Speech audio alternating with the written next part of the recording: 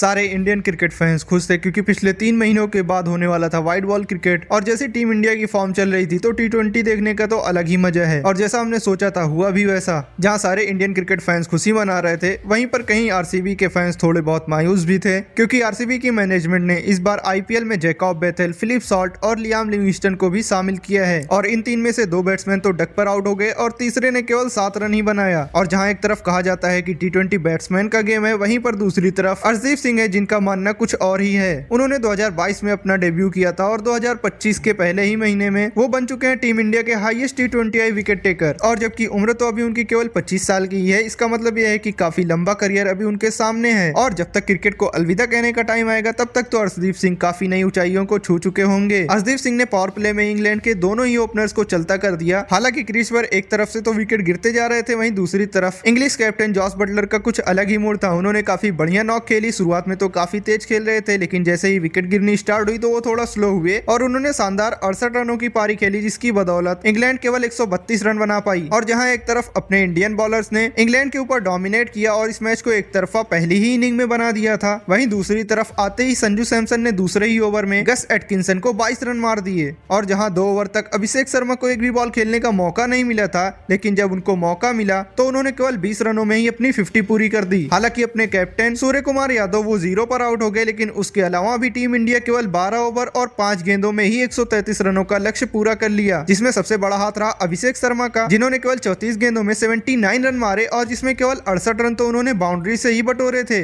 और तिलक वर्मा और हार्दिक पांड्या अभी क्रीज पर मौजूद थे और इसके अलावा रिंकू सिंह, नीतीश कुमार रेड्डी, अक्षर पटेल जैसे बल्लेबाज अभी आना बाकी भी थे। तो इसको देखकर ऐसा लगता है कि इंग्लैंड किसी और ही पिच पर खेल रही थी और इंडिया किसी और ही पिच पर खेल रहा था। और इसको देखकर आप ये भी समझ सकते हो कि इंग्लैंड 10, 20 या 50 रन पीछे नहीं थी, बल्कि वो तो 100 रन से भी ज्यादा पीछे थे। अगर वो 230 भी मार दिए होते तो शायद इंडिया वहां पर ये भी चेस कर लेता। और जिस हिसाब से अपनी इंडिया की बैटिंग लाइनअप है और जिस हिसाब से अपने सारे प्लेयर फॉर्म में चल रहे हैं, अगर किसी दिन ऐसा हो जाता है तो वो कोई भी आश्चर्य की बात नहीं होगी। और ये वही गौतम गंभीर है जो रोहित शर्मा के साथ आते हैं तो एक भी मैच नहीं जीत पाते हैं, लेकिन ये जब सूर्य कुमार यादव के साथ आते हैं तो एक भी मैच नहीं हारते हैं। पिछले 7 मैचों में दोनों ने मिलकर 7 में ही जीत हासिल करी है। तो आप लोगों को क्या लगता है, क्या गौतम गंभीर और रोहित शर्मा की जोड़ी सही है या फिर वनडे और टेस्ट में हमारे टीम के अंदर कुछ कमियां हैं? क्योंकि T20 में तो हम एक के बाद एक मैच जीतते ही जा रहे हैं। वैसे इस सीरीज में तो हम 1-0 से आगे हो चुके हैं, अभी 4 मैचेस और बचे हैं। आप लोगों की क्या राय है, हम लोग ये सीरीज 5-0 से जीत पाएंगे या फिर कुछ और नतीजा होगा इस सीरीज का? आप लोग अपनी राय कमेंट में दे सकते हैं।